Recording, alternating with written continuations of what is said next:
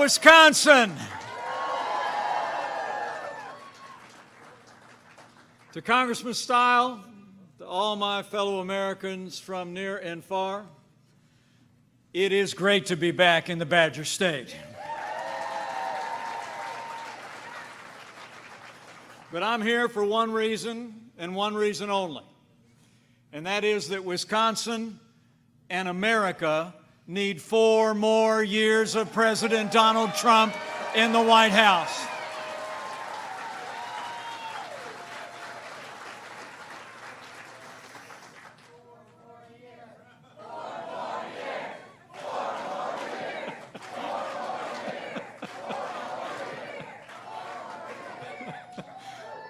It's still early in the day and you still got that done.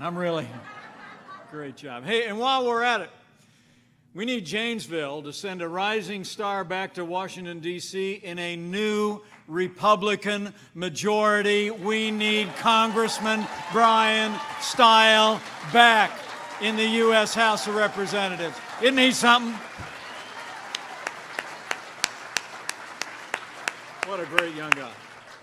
What a great young guy. Had big shoes to fill here in Janesville, and he's already arrived in Washington, D.C. and emerged as one of the great conservative voices in our nation's capital. Would you join me in just thanking his mom and dad? How proud are you? Stand up and take a bow, will you, folks? I'll tell you what. What a great family.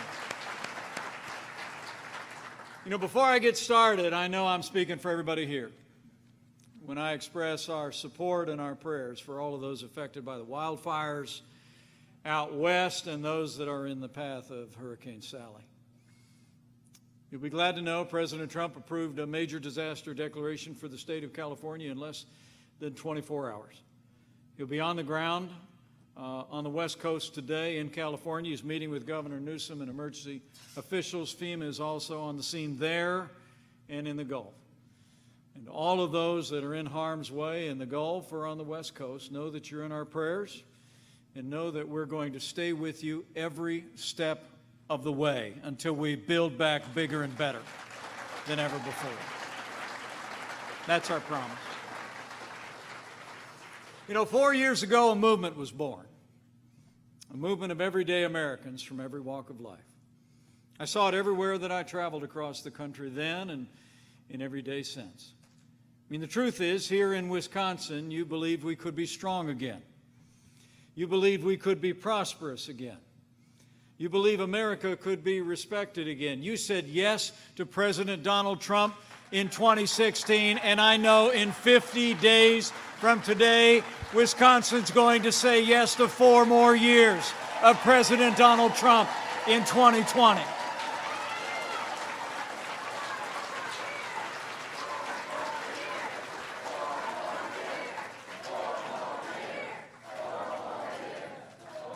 And the road to victory runs right through Wisconsin.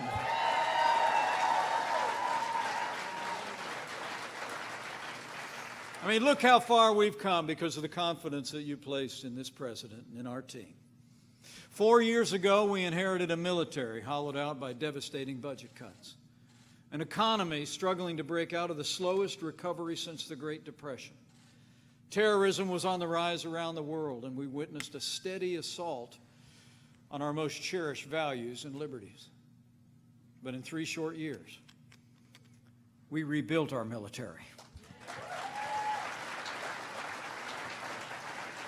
We revived our economy. We cut taxes, rolled back red tape, unleashed American energy, fought for free and fair trade, and the American economy came roaring back in those first 3 years. Wow. And this president kept his promise. We've appointed more than 200 judges to our federal courts at every level, and I'm here to tell you they are all principled conservatives who will support the God-given liberties enshrined in our Constitution, like the freedom of religion, the freedom of speech, and the Second Amendment right to keep and bear arms.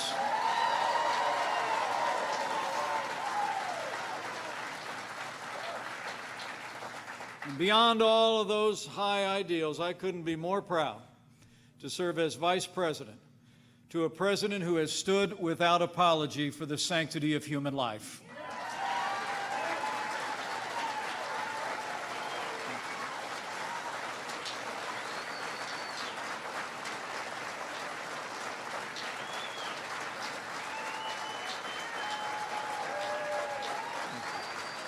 Sure.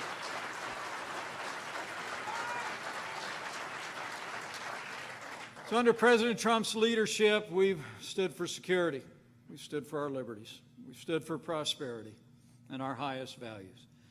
And President Donald Trump has stood every day with the men and women who serve in law enforcement, and we will stand with them for 4 more years.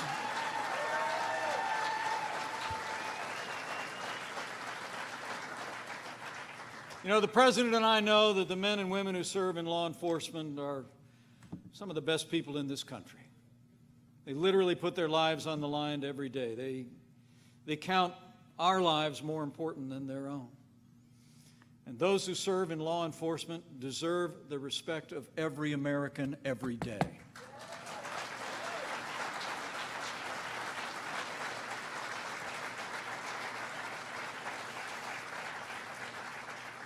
Tragically, this weekend, we all witnessed another round of attacks on those who wear the uniform.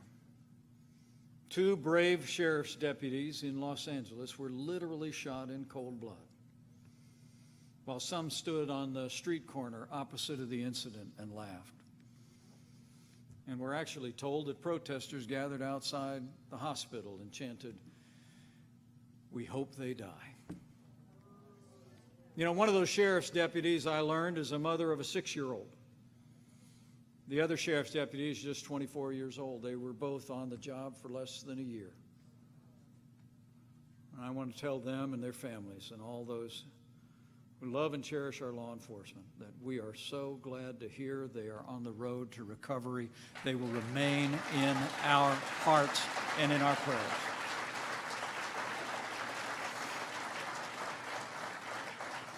But I have to tell you, the President and I will always support the right of Americans to peaceful protest. But rioting and looting is not peaceful protest. Burning businesses is not free speech. Bringing violence against innocent civilians or those in law enforcement must stop, and it must stop now.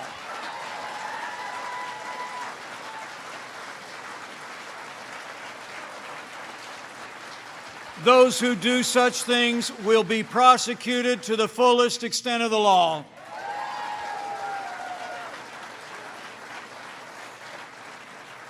And you've seen this president's leadership up close, not far from here. When rioting and looting broke out in Kenosha, Wisconsin, President Trump sent in 200 federal law enforcement officers, worked with your courageous state and local law enforcement, and ended the violence. In fact, over the last month, we launched what's called Operation Legend. Literally, we've deployed over 1,000 federal law enforcement officials to our major cities that have been seeing violent protests. And as we stand here today, working with state and local law enforcement officials, I'm proud to report they've made over 2,000 arrests of violent protesters all across the country. We are going to have law and order in every city, in every state in this country for every American of every race and creed and color. So help us God.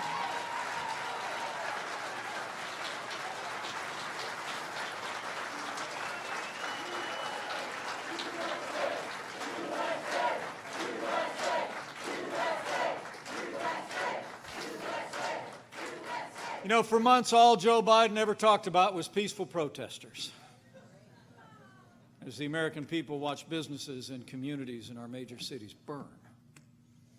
Now, 2 weeks ago, he did condemn violence in every form it takes, but right after that, he criticized law enforcement. And Joe Biden has never called out his campaign staff or his running mate for raising money for bail for violent criminals. And he still hasn't called on Democrat mayors to get their cities under control. You know, the truth is Joe Biden would double down on all the policies that have led to violence in America's cities. I mean, when you signal a lack of support or waning support for law enforcement, it emboldens those. It emboldens those who threaten our families and our cities. So let me be clear. We're going to stand with the men and women who serve on the thin blue line of law enforcement, whether it's in Los Angeles or Rochester or Kenosha. We are going to back the blue. Now, Joe Biden says that America is systemically racist and that law enforcement, in his words, has a, quote, implicit bias against minorities.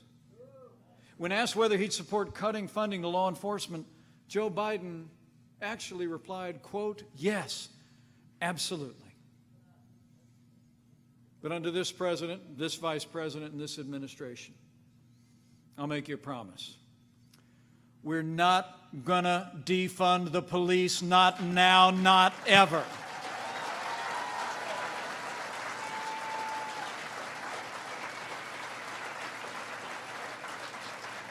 President Trump and I know what the people of Wisconsin know. We don't need to choose between supporting law enforcement and standing with our African American neighbors or any of the minorities that live in our cities to improve the quality of their lives, their education, their jobs, and their security. From the first day of this administration, we have stood with law enforcement. We have expanded opportunities for African Americans. We have done both for 3.5 years. We're going to do both for 4 more years in the White House.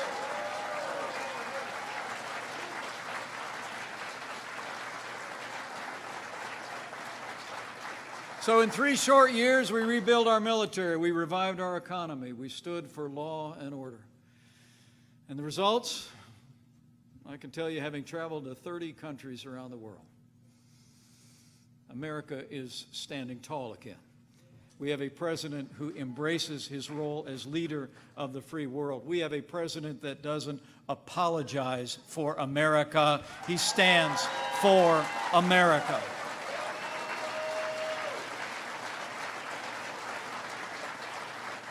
And America is respected again. Our liberties are more secure. And in those first 3 years, it's also been about jobs, jobs, jobs. It's amazing to think.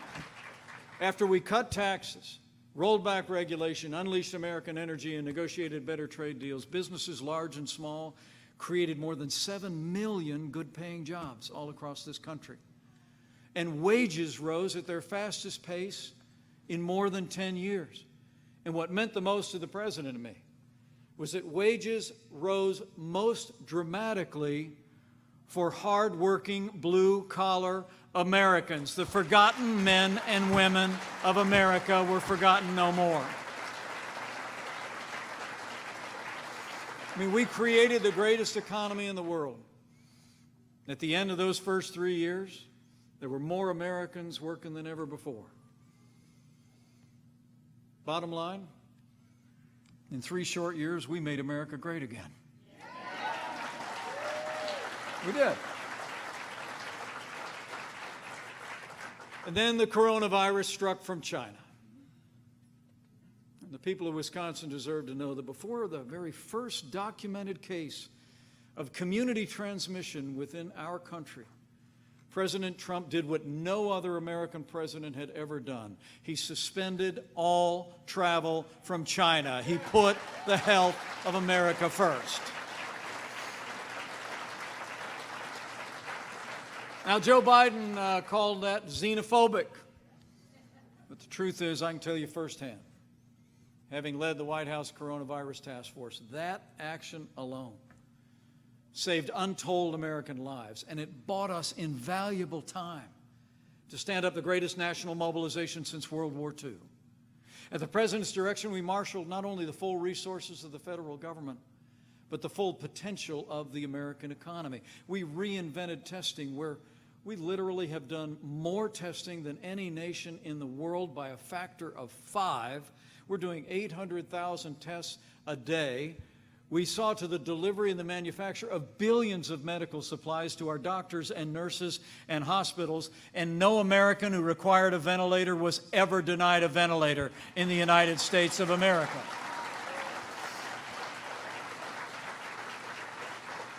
Now, our hearts go out to all of the families that have lost loved ones in the course of this pandemic. And there's not a day gone by that those families haven't been in our hearts and in our prayers, including the more than 1,000 families here in the state of Wisconsin. And I'm proud to report to you that every single day we're developing new medicines that are saving lives across the country.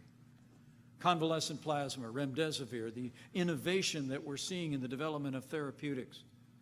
And even though Joe Biden said, and I quote, "No miracle is coming," we are on track to have the first coronavirus vaccine before the end of this year. America's in the miracle business. I mean, because of what we've all done together as a nation, because of this president's leadership, we're slowing the spread. We're protecting the vulnerable. We're saving lives and developing life-saving medicines. And in the midst of this pandemic, this president's also worked with leaders in the Congress, including Congressman Steil. And we secured more than $4 trillion in support, direct aid to American families, and a paycheck protection program that saved 50 million American jobs. It's true. Now, we're going to continue to put the health of America first. But because of the strong foundation that we poured in those first 3 years, and with the unprecedented aid that we were able to provide to families and businesses, large and small, after losing 22 million jobs at the height of this pandemic, we've seen 10.6 million Americans already go back to work, including 200,000 people right here in Wisconsin.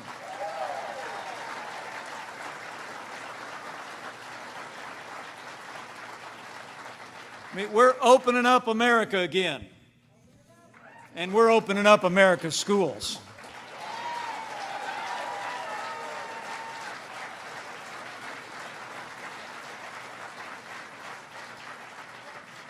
We're going to get there, Wisconsin. We're going to get there together. And I want to commend each and every one of you for the role that you've played in these challenging times. You know, we've gone through a time of testing. But as I like to say, we're soon coming to a time for choosing. 50 days from today, the American people have a choice to make. As President Trump said in Michigan just a couple of days ago, and I quote, "At no time before has there been a clearer choice between the two parties. Two visions, two philosophies, two agendas for the future." Truth is, Joe Biden has put forward the most extreme platform of any major party candidate in U.S. history. In the middle of a global pandemic, Joe Biden wants to raise taxes by $4 trillion. Your president, we cut taxes across the board for working families, and we're going to keep cutting taxes for 4 more years. Joe Biden wants to bury our economy under an avalanche of red tape, like his own version of the Green New Deal. You know, the only thing green about the Green New Deal is how much green it's going to cost all of us if they ever sign it into law. This president, he actually signed more laws cutting federal red tape than any president in American history already, and we're going to keep chopping red tape to create jobs for 4 years to come.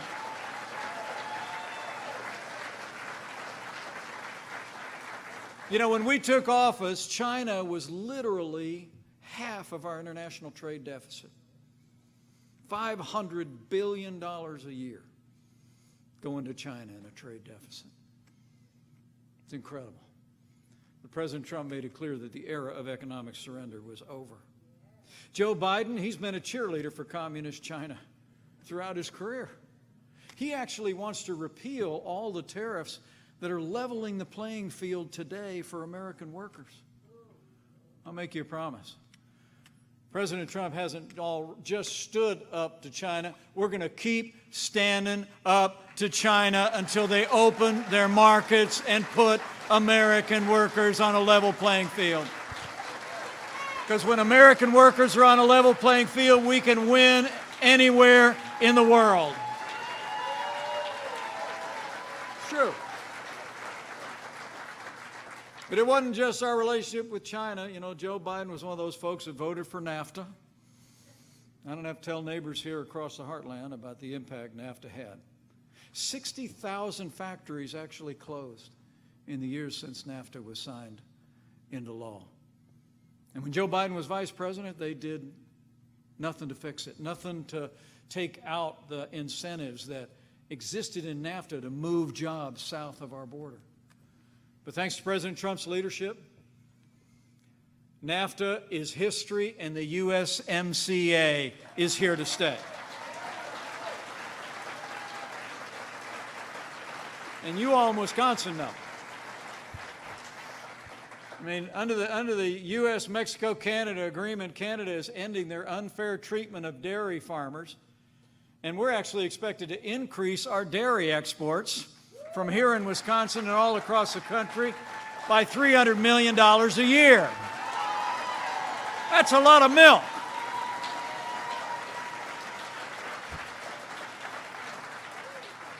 But it's not just milk. I mean, USMCA is actually expected to create 600,000 new jobs, including 50,000 manufacturing jobs. I got to tell you, it's just amazing. Remember the last administration? You had a president in the summer of 2016 who was asked about manufacturing jobs being lost in places like Wisconsin and Indiana and Michigan. And he said they were never coming back, remember? He said, "What magic wand do you have?" They'd lost 200,000 manufacturing jobs under the last administration. Well, we didn't need a magic wand. We just needed President Donald Trump in the White House. 500,000 manufacturing jobs in our first 3 years.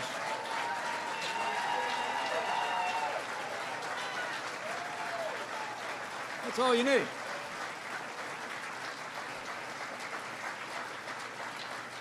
You know, when it comes to trade, when it comes to taxes, regulation, I'm telling you what, you got a president who will always put American jobs and American workers first.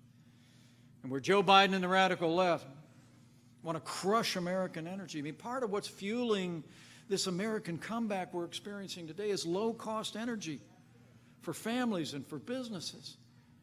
Joe Biden wants to raise the cost of electricity for every household and every business in Wisconsin. This president, he unleashed American energy. And believe it or not, we're now a net exporter of energy for the first time in 70 years. Low-cost energy and energy independence. That's the leadership of President Donald Trump. And that's the choice. The choice is clear, whether it's security, whether it's prosperity, but it's also a clear choice when it comes to values. And this president, from very early on, has stood strong for our most cherished liberties. And President Donald Trump and our administration has stood for the religious freedom of every American of every faith, and we always will.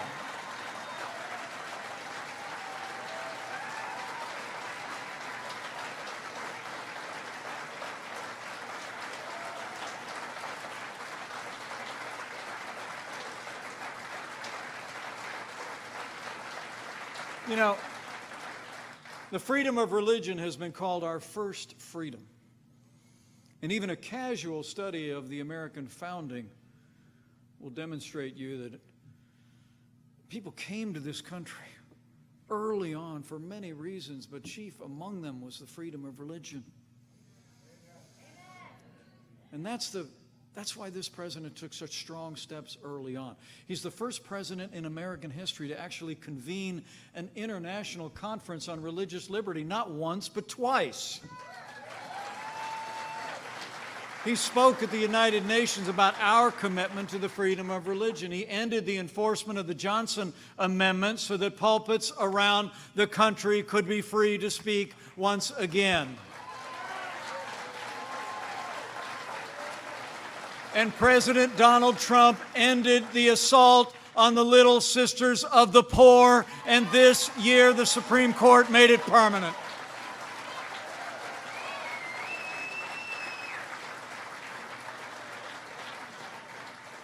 I mean, why that even had to happen, I don't get it. You know, I was an altar boy. You know, I grew up in a wonderful Catholic family. I mean, you got a group of nuns that take a pledge of poverty to spend their entire lives helping the poor. But when Joe Biden was vice president, they became a target of the administration, a target of Obamacare mandates.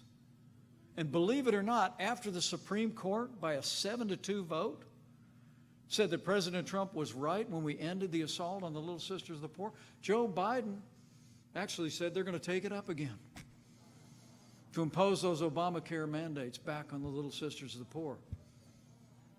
But we're not going to let it happen, because we're going to re-elect President Donald Trump for 4 more years.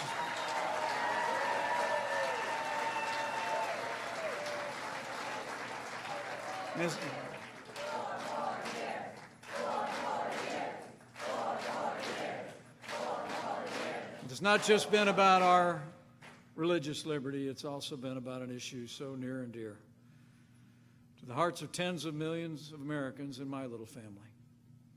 In Joe Biden, you have a candidate who actually supports taxpayer funding of abortion all the way up to the moment of birth. It's extraordinary. Throughout his career, Joe Biden was one of those Democrats that said he supported abortion rights, but he always voted for what's known as the Hyde Amendment, which prevented the use of taxpayer dollars from being used to fund abortion. But last year, Joe Biden abandoned that, and now he supports taxpayer funding of abortion. And I couldn't be more proud to serve alongside a president who stands for the right to life.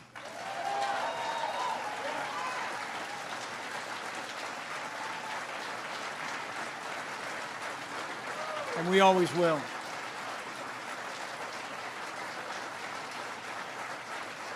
You know, Joe Biden is actually calling for historic increases in funding for the largest abortion provider in America, Planned Parenthood. And I got to tell you, it was my privilege as President of the Senate to cast the tie-breaking vote that would allow states across America to defund Planned Parenthood, and President Donald Trump signed it into law.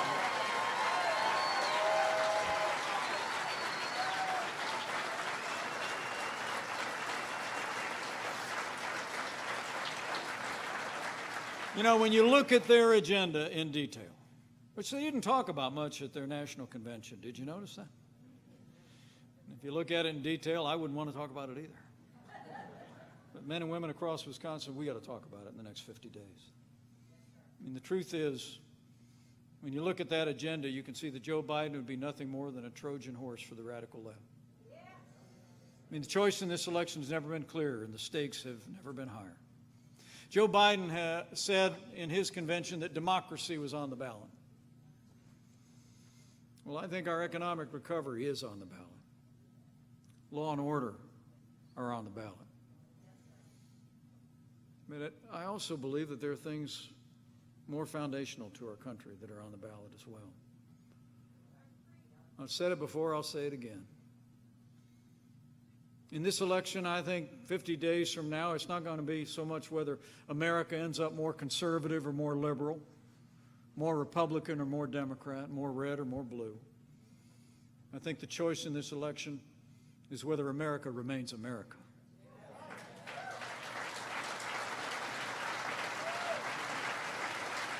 So we've got to decide right here and right now that we are going to fight to leave our children and grandchildren a country grounded in our highest ideals: freedom, free markets, the unalienable right to life and liberty.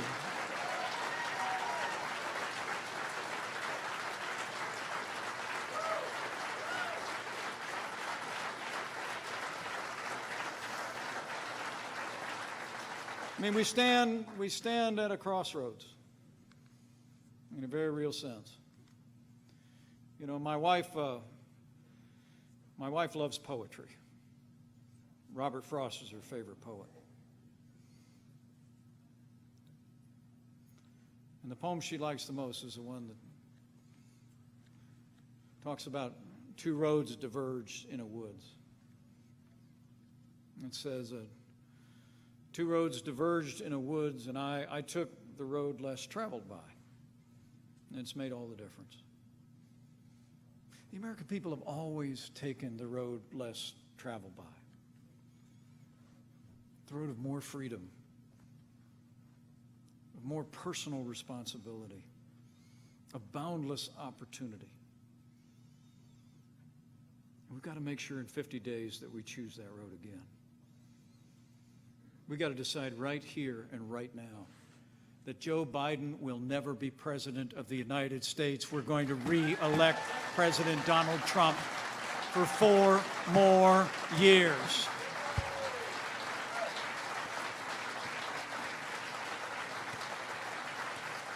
The stakes are that high, and the opportunity is that great.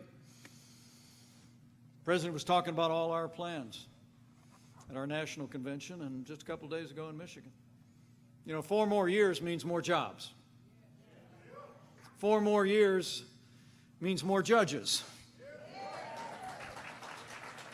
4 more years means more support for our police. More support for our troops. And it's going to take at least 4 more years to drain that swamp.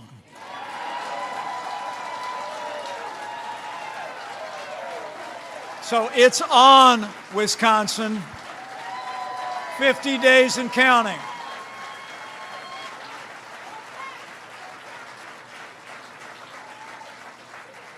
Now, it really is great being with all of you. Thank you for coming out.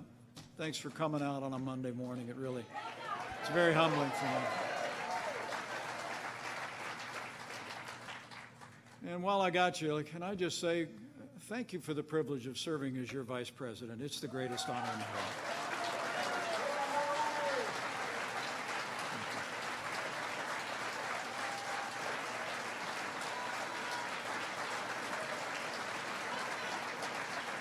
But now we have work to do. Now we have work to do. Because I want to be your vice president for 4 more years.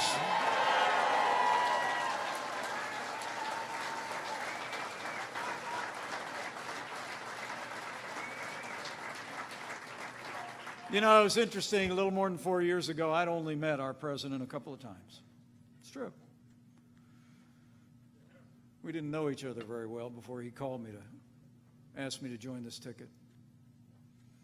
And we've gotten to be very close over the last 4 years.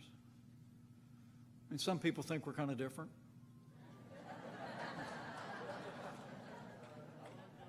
But I got to tell you, seeing him when the cameras are off,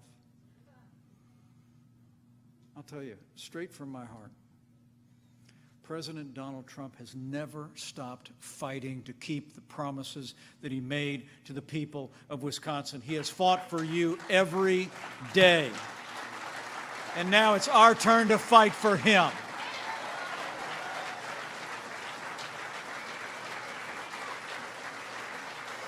So I encourage you. I got a plane to catch. I'm actually going to Montana today. And sadly, there's not a horse in my future. But it's really been great being with you today. I want to encourage you to get out and tell the story. I want you to, say I was in Janesville the other day. I ran into Mike. Early on a Monday morning, that guy seemed so fired up about everything that we have done for America. And he said, we're just getting started. That's why we need 4 more years of President Donald Trump in the White House. You got to go tell him. Tell your neighbors and friends. And when you do, when you get out there and talk to your neighbors and your friends at work, at worship, across the backyard fence, she just tapped her watch and said, I want to get out there. She said, let's go. Yeah. Thank you. Thank you. Yeah, she said, wear your heart on your sleeve. Let people see your heart. And see the difference that you know this president's made in the country. That's a beautiful line. Thank you so much. But just tell them what we've done. Tell them what the stakes are. Tell them what the stakes are. I think the choice has never been clearer and the stakes have never been higher. And just, when you go out, just have faith. Have faith in your neighbors and friends to be able to see through the onslaught, the constant attacks that come from the other side and their allies in the media. To see through, to know everything this president has done for this country and everything that we have yet to do. I mean, the American people saw through it in 2016, and I know they're going to see through it on November 3rd, 2020. And lastly, I'd encourage you to have that other kind of faith, too. You know, it seems like if you turn on the television these days that there's more than divides us in these United States than ever before. But I'll always believe that there's always been more that unites us across this country than could ever divide us, and chief among those things is our faith. This is a nation of faith. And so I just say, if you're inclined like the Pences to bow the head and bend the knee, I'd encourage you to do that too over the next 50 days. And on this one, I'm not so much asking that you pray for a candidate or for a cause as much as you just pray for our country. Pray for all the American people. Because I'll always believe those ancient words that if his people who are called by his name will humble themselves and pray, he'll do like he's always done through much more challenging times even than we face today. He'll hear from heaven, and he'll heal this land. This one nation under God, indivisible, with liberty and justice for all. So pray for America.